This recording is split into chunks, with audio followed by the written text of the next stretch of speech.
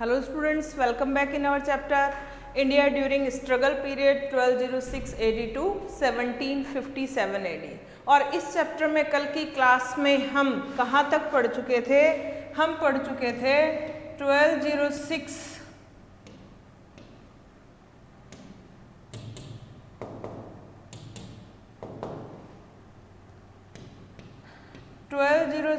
AD से लेकर हमने कहाँ तक पढ़ लिया था? 1526 AD तक का पढ़ लिया था। 1206 जो है इसमें सबसे पहले यहाँ पर जो है कौन सी डायनेस्टी आई थी? Slave dynasty.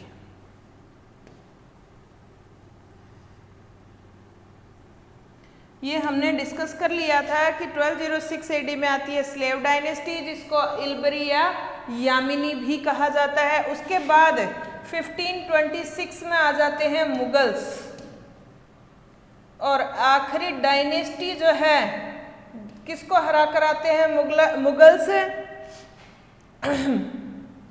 लोधी डायनेस्टी को।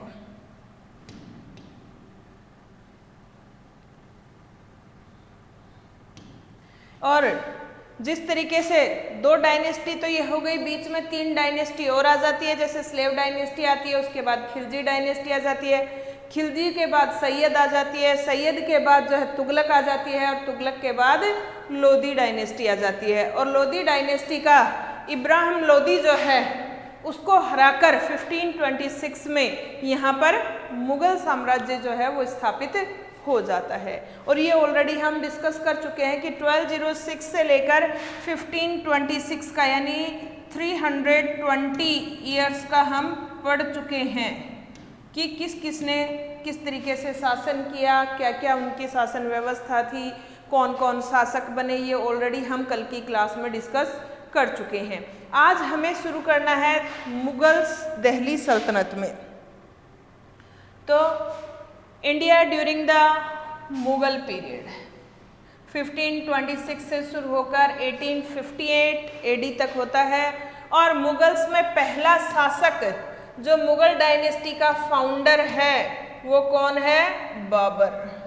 और ये पानीपत की फर्स्ट बैटल जो है उससे मुगल्स जो हैं वो इंडिया में शिफ्ट हो जाते हैं।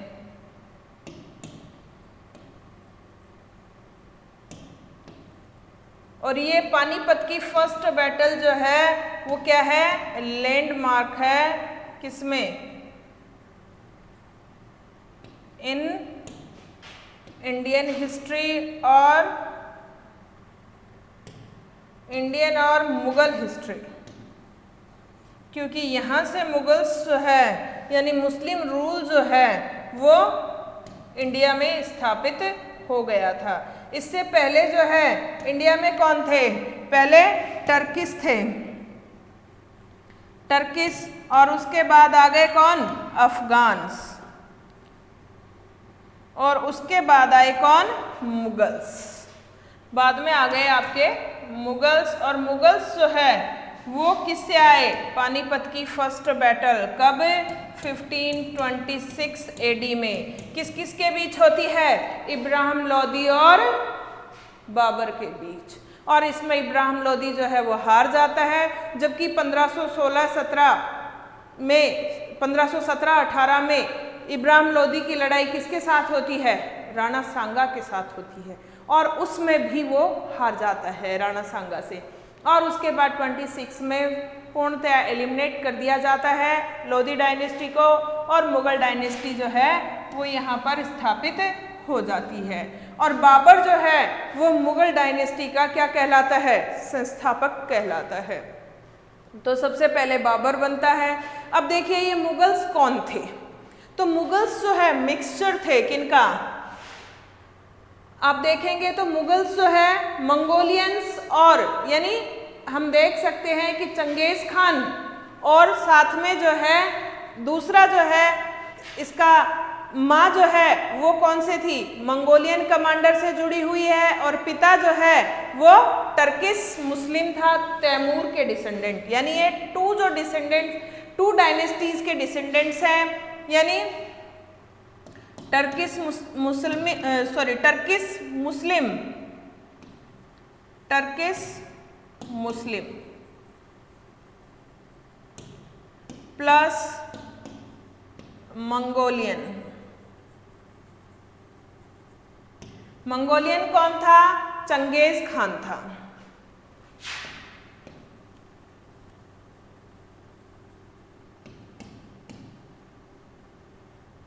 और टर्किश मुस्लिम कौन था इनका?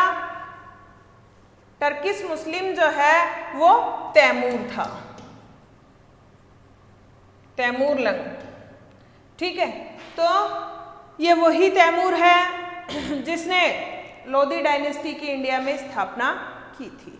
ठीक है, तो अभी हमें आगे पढ़ना है इसको। Babur established the Mughal empire in India in 1526 AD। Babur ने दिल्ली सल्तनत पर मुगल साम्राज्य की स्थापना जो है कब की? 1526 AD में, after defeating Ibrahim Lodi in the first battle of Panipat. और पानीपत की प्रथम लड़ाई जो हुई किसके बीच? इब्राहिम लोदी और बाबर के बीच। और इसमें इब्राहिम लोदी जो है वो हार जाता है और बाबर जो है मुगल साम्राज्य की फाउंडेशन जो है वो रख देता है। He was a Turkish Muslim and Timur's descendant.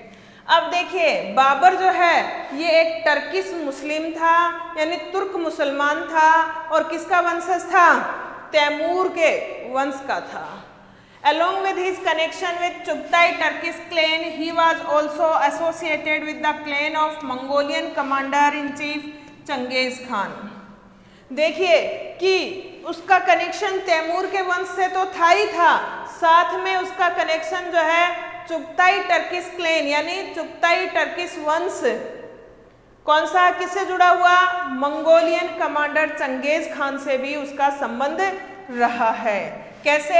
His mother was Genghis Khan's descendant, क्योंकि बाबर की माँ जो है वो चंगेज खान की वंशज थी और पिता जो है वो तैमूर का वंशज था। Initially after his father's death, Zahiruddin Mohammad ascended the throne of Fergana with the title of Badshah. अब देखिए, शुरू में अपने पिता की मृत्यु के बाद जहीरुद्दीन मोहम्मद जो है यानी बाबर जो है वो फरगना के ताज पर बैठता है, थ्रोन पर, राजगद्दी पर बैठता है और बादशाह का टाइटल ले लेता है। He was the first Timur clan ruler to acquire this title.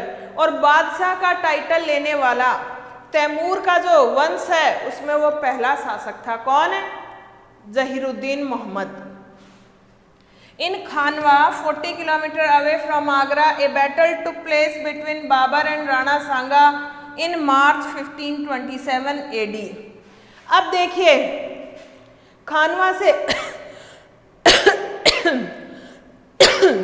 40 kilometre दूर आगरा से, यानी खानवा में आगरा से 40 किलोमीटर की दूरी पर है खानवा।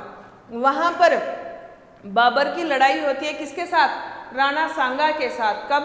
1527 ईस्वी में। और इस लड़ाई को Babur fought this battle using tulughma strategy and gave the slogan of जिहाद। अब बाबर ने युद्ध कैसे लड़ा? तुलुगमा नीति से लड़ा और स्लोगन दिया, इसने नारा दिया किसका? जिहाद का, यानी मुसलमानों को अपने पक्ष में करने के लिए इसने जिहाद का नारा दिया। After standing victorious, Babur acquired the title of गाजी। अब देखिए क्या होता है खानवा के युद्ध में, बैटल ऑफ खानवा।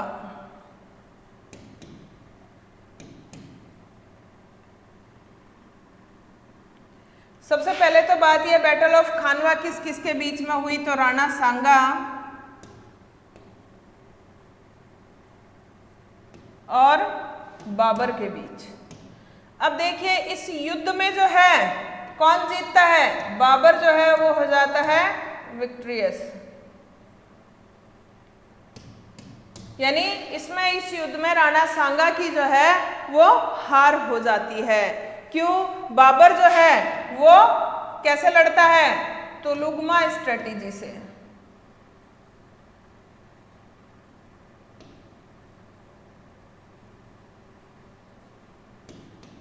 और जिहाद का नारा देता है। इस वजह से ये क्या करता है, ये जीत जाता है। ठीक है, उसके बाद वो किसका टाइटल ले लेता है, गाजी का टाइटल ले लेता है, यानी ये गाजी का टाइटल ले लेता है। क्या बन जाता है, बाबर गाजी।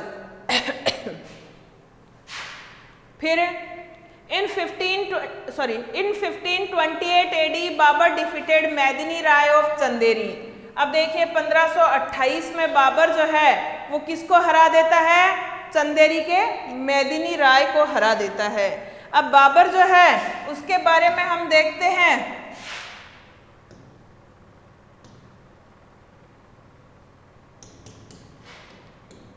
1526 में बैटल ऑफ पानीपत फर्स्ट। ठीक है, फिर 1527 में battle of Khanwa.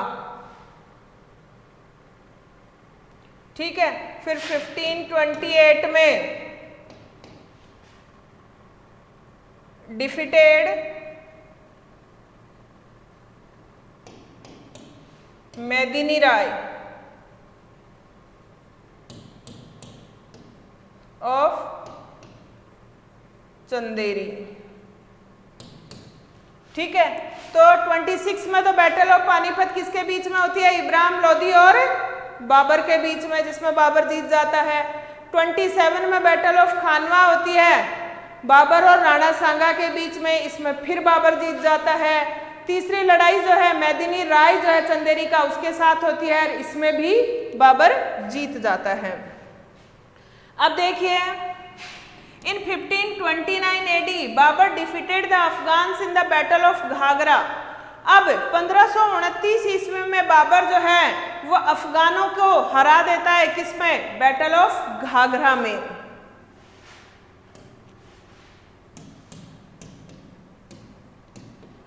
Battle of Ghaghara.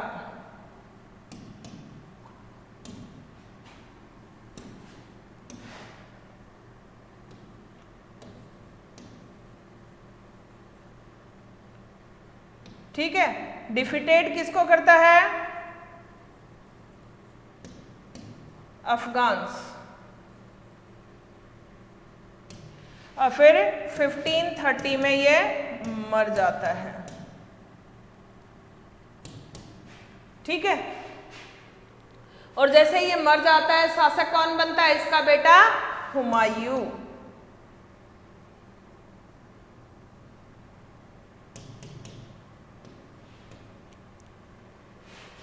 देखिए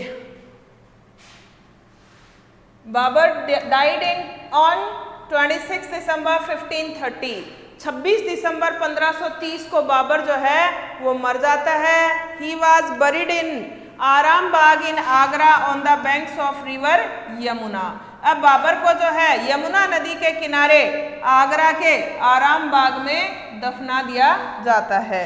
letter he was buried in Kabul as per his wishes. लेकिन बाबर की इच्छा थी कि उसको कहाँ दफनाया जाए, काबुल में, इसलिए वहां से निकालकर बाद में उसे कहाँ दफनाया गया, काबुल में दफनाया गया। Babur wrote a book Baburnama और Tuzuk-e Babri in Turkish language. अब देखिए बाबर ने अपनी बायोग्राफी जो है, ऑटोबायोग्राफी जिसको बोलते हैं, वो लिखी किस नाम से, बाबरनामा या तुजुक-ए बाबरी के नाम से। किस भाषा में, टर्किश भाषा में। The book is a record of his daily life. और ये जो बाबरनामा जो है या तुजुक-ए बाबरी जो है वो उसके रोजमर्रा के जीवन के बारे में लिखी गई है। अब्दुल रहीम खान ए खाना translated this book in Persian. अब ये अब्दुल रहीम खान ए खाना जो है इसने इस बुक को बाद में कौन सी लैंग्वेज में कन्वर्ट किया, फारसी लैंग्वेज में कन्वर्ट किया। अब देखिए जैसे कि ये बाबर जो है वो 26 दिसंबर 1530 को मर जाता है, तो उसके बाद शासक बनता है उसका बेटा हुमायूं। और हुमायूं जो है इसका पूरा नाम होता है नसीरुद्दीन हुमायूं। तो after Babur his son Nasiruddin Humayun became the ruler. अब देखिए बाबर के बाद उसका बेटा नसीरुद्दीन हुमायूं जो है वो शासक बन जाता है। Humayun gave Kabul and Kandahar to his brother Kamran, Sambhal to अक्सरी, Alwar and Mewat to Hindal and Badakhshan region to his cousin Suleman. अब देखिए पहले क्या होता था, शासक जो है वो अपना साम्राज्य जो है डिस्ट्रीब्यूट नहीं करते थे, लेकिन हुमायूं जो है ये अपने पिता की इच्छा अनुसार जो है अपने साम्राज्य को बांट देता है अपने भाइयों में भी। काबुल और कंधार का हिस्सा जो है वो अपने भाई कामरान को दे देता है, संभाल वाला क्षेत्र जो है अक्सरी को दे देता है, अलवर और मेवात का क्षेत्र अपने भाई हिंडाल को दे देता है, और बड़खवान क्षेत्र जो है वो अपने चचेरे भाई सुलेमान को दे देता है। लेकिन ये भाई जो है इसका बिल्कुल भी कहीं साथ नहीं देते हैं। Humayun established a new town called दीन पनाह। हुमायूं ने एक नया कस्बा बसाया, नाम दिया गया उसको दीन पनाह।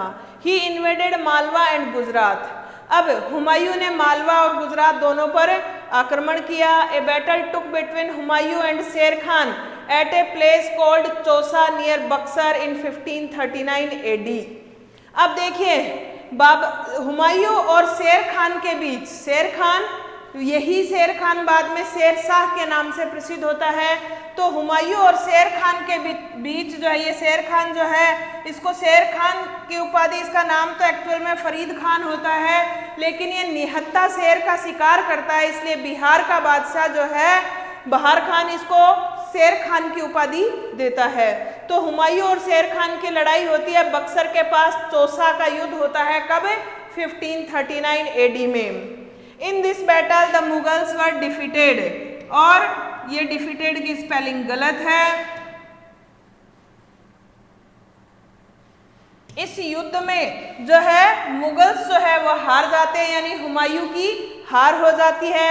आफ्टर विक्ट्री इन चौसा शेर Khan attend the title of Sher Shah, और चौसा के युद्ध में विजय प्राप्त करने के बाद शेर खान जो है वो किसका टाइटल ले लेता है? शेर शाह का, and circulated coins in his name, और अपने नाम से शेर शाह के नाम से सिक्के जो है वो सर्कुलेट कर देता है।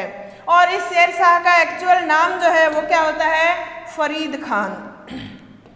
Farid Khan was the real name of Sher Shah. अब देखिए फरीद खान जो है इस शेर शाह का वास्तविक नाम होता है, तो इसके नाम हो गए 3।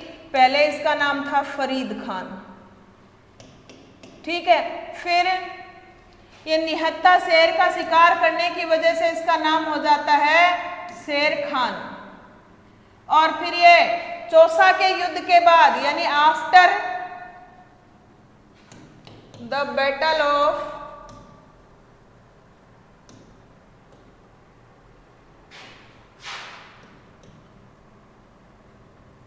चौसा क्या बन जाता है? शेर शाह बन जाता है, ठीक है। अब देखिए इन 1540 AD the battle of Kannauj and Bilgram took place between Sher Shah and Humayun. 1539 में हरा देता है हुमायूं को और फिर 1540 में एक बार फिर युद्ध होता है कन्नौज या बिलग्राम की लड़ाई। कहाँ, किसके बीच? शेर शाह और हुमायूं के बीच। और इसमें हुमायूं जो है पूर्णतः हार जाता है और उसको मैदान छोड़कर भागना पड़ता है। Humayun was defeated and rain away. Humayun वहां से भाग जाता है हार कर। द दिल्ली सल्तनत was occupied by Sher Shah, और इस वजह से दिल्ली सल्तनत पर कब्जा किसका हो जाता है? शेर शाह का हो जाता है। During his term of exile Humayun got married to Shaikh Ali Akhtar's daughter Hamida Bano. अब देखिए कि हुमायूं वहां से भाग जाता है, दिल्ली सल्तनत को छोड़कर भाग जाता है, तो उस एग्जाइल के दौरान यानी वनवास या देश निकाले के दौरान हुमायूं जो है वो शेख अली अख्तर की बेटी हामिदा से शादी कर लेता है। कहाँ? भटकट के पास। और बाद में यही हामिदा जो है इससे जन्म होता है अकबर का, यानी ये अकबर की माँ बनती है। धीरे धीरे जो है एक बार फिर हुमायूं जो है दिल्ली सल्तनत पर कब्जा करता है और किस तरीके से करता है उसको हम डिस्कस करेंगे कल। आज हमने देखा कि किस तरीके से बाबर ने स्थापना की, कहाँ, मुगल साम्राज्य की दिल्ली सल्तनत पर। किसको हराया? इब्राहिम लोदी को। कब? 1526 में। उसके बाद उसने कई लड़ाइयाँ लड़ी जिनमें वो विजयी हुआ। ठीक है, जैसे फॉर एग्जाम्पल सबसे पहले उसने फर्स्ट बैटल ऑफ पानीपत लड़ी जिसमें वो जीत गया। उसके बाद उसने लड़ाई लड़ी बैटल ऑफ खानवा 1527 में राणा सांगा के साथ, तो उसमें भी बाबर जो है वो जीत गया। फिर 28 में उसने चंदेरी के मैदिनी राय को भी हराया। ठीक है, उसके बाद 1529 में बैटल ऑफ घाघरा हुई जिसमें अफगानों को हराया और 26 दिसंबर 1530 को बाबर जो है मर जाता है। उसके बाद शासक बनता है हुमायूं। ठीक है, तो अब हुमायूं जो है वो 1530 में शासक बनता है और 1530 से क्या करता है, वो 40 तक शासन करता है। ठीक है, और बीच में फिर कौन आ जाता है? शेरशाह आ जाता है। ठीक है, तो ये पहले शेर खान ही आता है, बाद में शेरशाह की उपाधि लेता है। तो शेरशाह जो है उसका शासन पढ़ेंगे हम कल कि किस तरीके से उसने दिल्ली सल्तनत पर शासन किया। और फिर एक बार फिर हुमायूं जो है वो 1555 में एक बार फिर जो है क्या बन जाता है? शासक बन जाता है और 56 AD में मर जाता है। तो ये पीरियड जो है ये देखेंगे हम अपनी कल की क्लास में। आज के लिए इतना ही। Thank you, have a nice day.